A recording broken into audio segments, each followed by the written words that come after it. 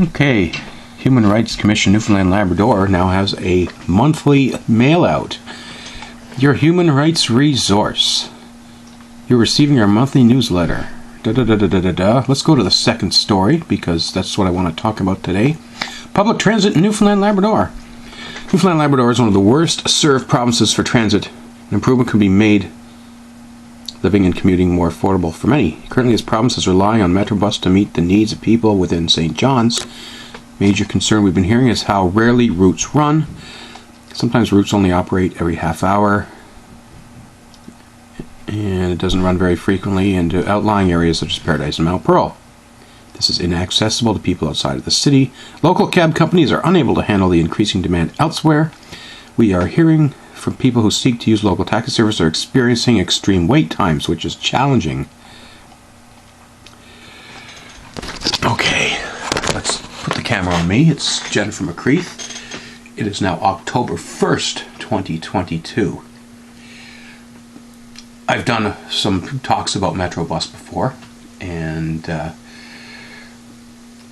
guess the biggest issue for me in the past 2 weeks has been my knee injury, which is not getting better.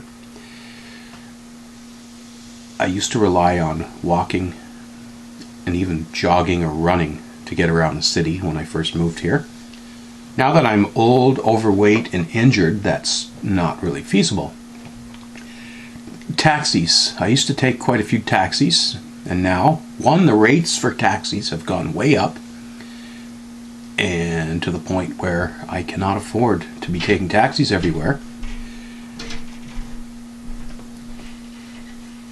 Today's a perfect example. As Monday, today I have to pick up some medication at the drugstore. Normally I would walk. It's 5 kilometers down and back. There's no direct bus route. Bus, forget it. There's no way to get a bus from where I live to this drugstore unless I literally zigzag halfway around the city and transfer 2 or 3 times. A taxi to the drugstore and back, merely a 5 kilometer run with maybe a 5-minute gap waiting to pick up my meds, would probably run $25 to $30, which is more than the medication costs.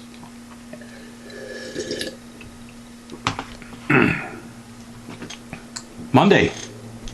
Oh boy. Since my knee is sore, I'm going to go see my family doctor.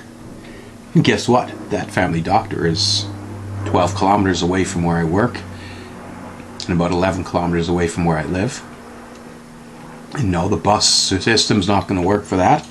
And there's no way I'm walking 20 kilometers on a bad knee, so guess what? Taxi cab. Hopefully there'll be cabs available, and the bill's probably going to be close to $100 to get myself to my doctor and back. And I'm probably going to go to Emerge, which is luckily fairly close to where I live. Even on one leg I can walk to that. But we're looking at x-rays or MRIs. And who knows what next? Probably surgery, so if there's anything positive about wrecking your knee in the summer, it's at least there's not ice and snow everywhere.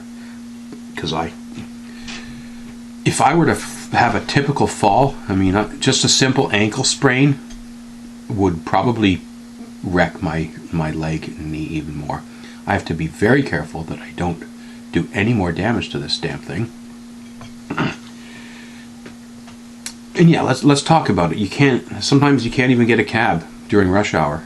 I was late for work a couple days ago because I literally spent 20 minutes phoning cabs, and I was either getting busy signals or no answers. Finally, one answered and said, yeah, there's a 20 to 30 minute wait. I'm like, I'll take it.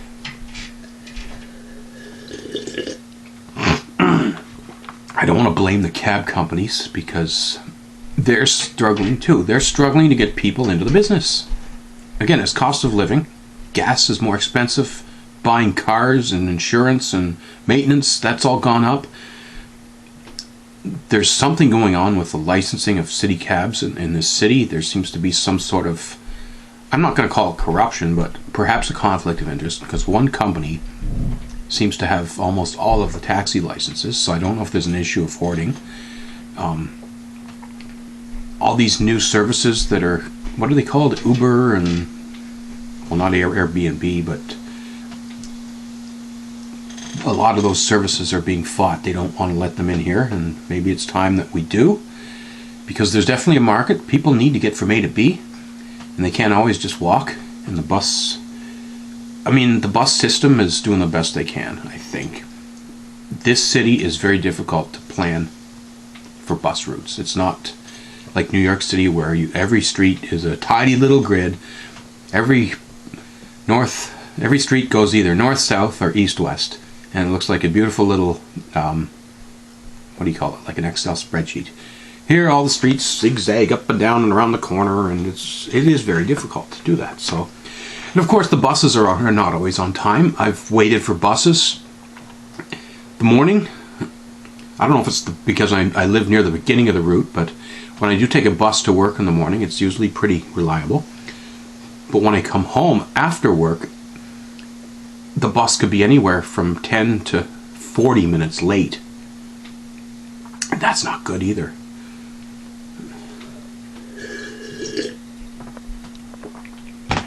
I'm a very independent person. I hate to be begging and bugging friends for rides and things like that. Heck, most of my friends don't have cars either. I guess that's when you're trans and you're struggling to survive, you don't have a lot of friends in high places. So, yeah, I'm basically, do I limp over to the drugstore? I've run out of this med. I can't go any further. I've got to get this prescription picked up. Do we hobble over there and put $5,000 on an already injured leg? Or do we spend $30 on a cab? Those are my two options. Both of which are not very appealing, to be honest. And if this was winter and there was a foot of snow, and as we know, we don't necessarily get our sidewalks shoveled properly, there would be no way I could walk. And if I were to hurt my knee in the winter, forget it. And it's gotten so bad. And I mean, a car would be nice, but I don't have a job that pays me enough money to afford a car. Which basically has me thinking it might be time to relocate to another city that has better public transportation. If I'm not going to be able to get a job that's going to allow me to afford a car, then I'm going to need to live somewhere and work somewhere that has reliable public transportation. And that's a shame to think that people would actually have to leave this city, because it is kind of nice here, St. John's, Newfoundland.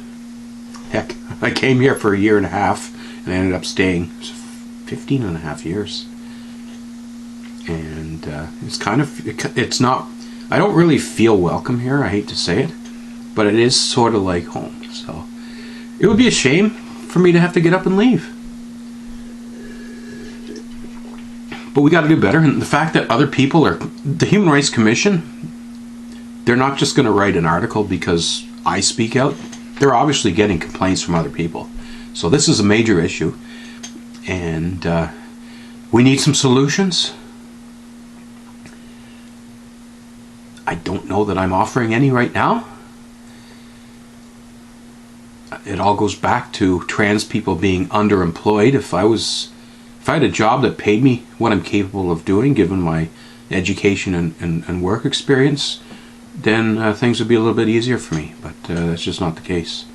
And I know I'm not the only minority group facing discrimination and struggling to find employment. And I get it. COVID has wiped out the economy. A lot of businesses have closed down. A lot of people have lost their jobs. So we're all fighting for better jobs and all that sort of stuff. But this is where government has to step in and perhaps help make life a little easier, because it's ridiculous, and it's tough. I don't want to. I've ran out of medication before due to money, not having enough money. At least I can afford to buy my pills now, but I can't really afford to buy a $30 cab ride just to go pick up my meds. It has me thinking, should I risk going without this medication until my knee's better, or until I can find a ride or whatever? I mean, this is just not a good enough way to live. It's ridiculous. And it really does have me seriously thinking that I might have to move back to Toronto, because it doesn't matter where you live in Toronto, you can get on a reliable bus or a subway, and you'll be packed in there like sardines because there's 3 million people there. But at least you won't have to spend 30 to 40 bucks on taxis, and you won't have to worry about trudging through snow-covered sidewalks, because they do shovel their snow well in Toronto, except for that one time in '99 when they had to call in the army, but that's a whole other story. Anyway, that's my video for today, and there may be more videos later today, because who knows. Anyway, anybody else have any thoughts on this? Love to hear them.